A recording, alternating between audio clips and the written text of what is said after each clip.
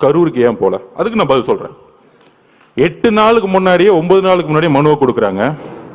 அது நம்ம தவறு தான் ஒத்துக்கலாம். ஏன்னா நம்ம காவல்துறையை நம்பணும்ல, அதுதான் நம்மளுடைய மிகப்பெரிய தவறு. எங்களுக்கு அந்த அரசியல் தெரியல, ஒத்துக்கிறோம், சாரி.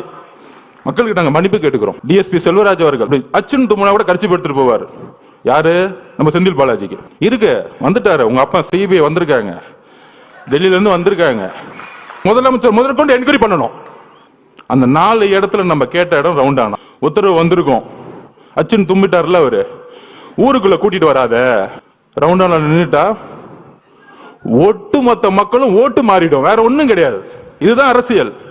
அவர் முகத்தை யாரும் பாத்திரக்கூடாது. ஊருக்கு வெளியே ஓரமா ஒரு ரோட்டுக்குள்ள போ. அங்க நீ என்னை பத்தி பேசுறன்னா ஃபர்ஸ்ட் செருப்பத்துக்கு அடிப்பேன். கலைபுரம் பண்ணி பேசாம கிளம்பணும். இதுதான் திமுகவுடைய ரவுடி அரசியல். இந்த ரவுடி அரசியல் நமக்கு தெரியல, இதை நம்ம உணரல.